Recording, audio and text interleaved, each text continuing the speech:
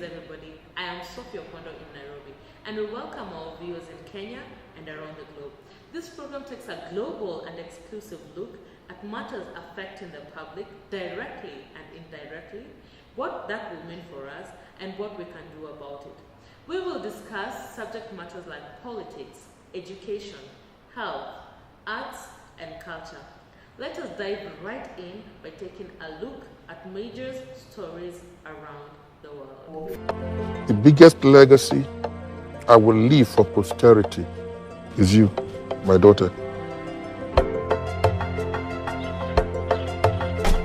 Good morning. I think you're going to be a very good MD, Ma. My father is still very much alive on you. You must be a proud father. Of course, I'm immensely proud of my daughter. She's her father's daughter. Chief.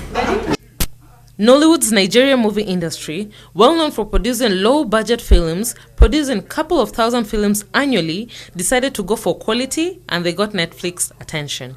Since inception, there hasn't been a global breakout film to cross over into the mainstream until Lionheart. The film is about a businesswoman who must work with her rivals in order to save her father's bus company. Nothing to do with you being a woman. Your uncle is just here to supervise. I'm going to change a lot of things in this establishment. So, given our current situation, can you tell us how bad the numbers are? Bad. Lionheart is in severe debt. 950 million naira. What? And now it's time to pay up. In 30 days. Or risk losing everything. If we have to fight this war, we have to fight it together, unless we want to lose. It is no more a secret that I have an interest in Lionheart. And if this Igwe Pascal of a man gets a hold of our company, everyone will lose their jobs. And they're all depending on me, and I feel like I'm failing. No!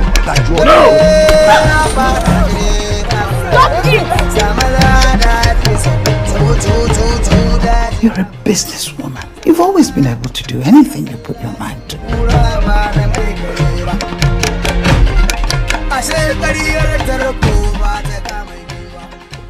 Relax, I know what I'm doing. Your father knows what I can do, and that was why he brought me into this. Facebook CEO Mark Zuckerberg has said that he is unable to face questioning from international committee from 7 countries on Facebook handling of misinformation online.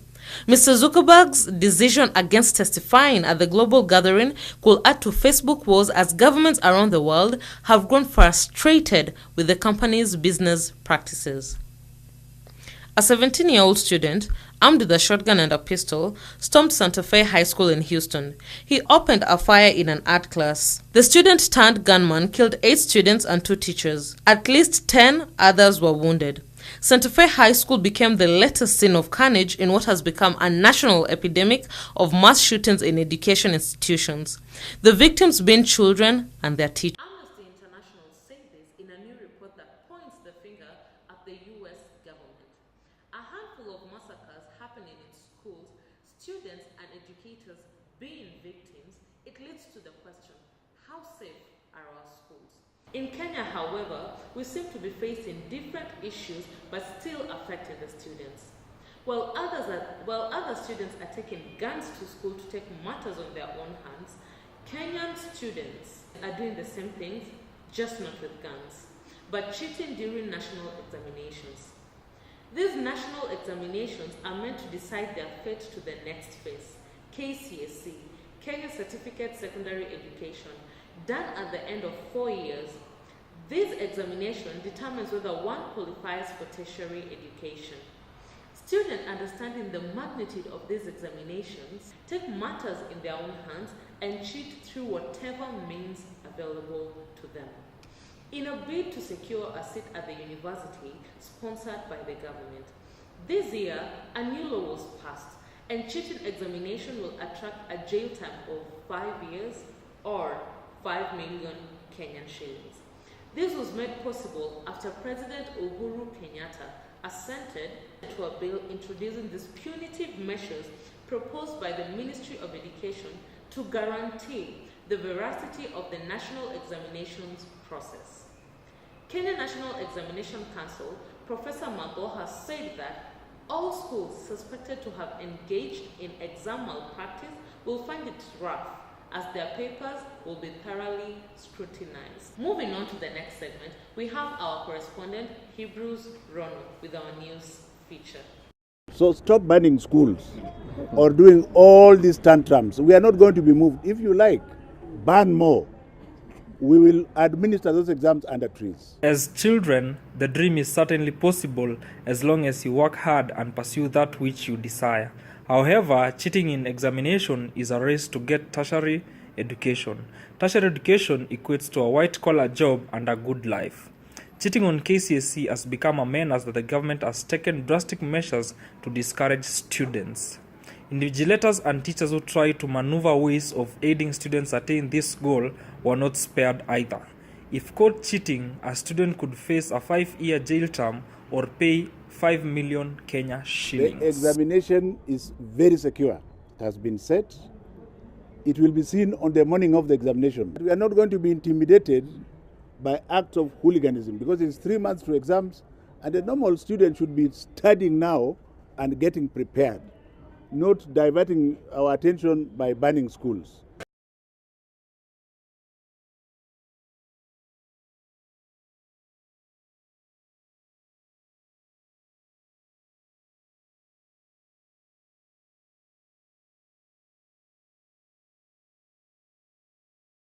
We will not allow them into our universities going forward.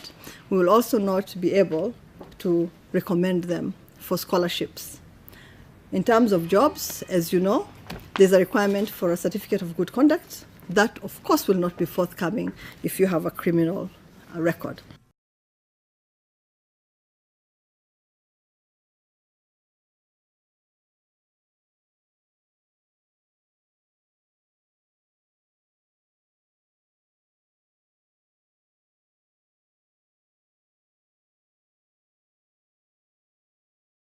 Urge the principals and head teachers to take charge of their institutions.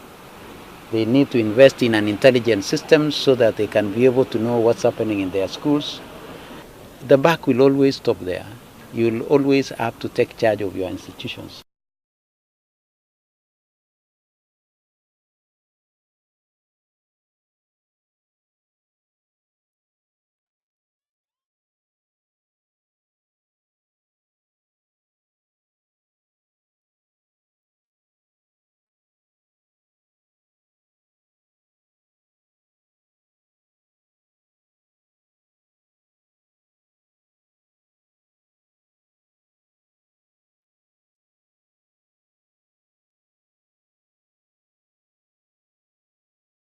Tertiary education should be made affordable, and children taught that education is not everything.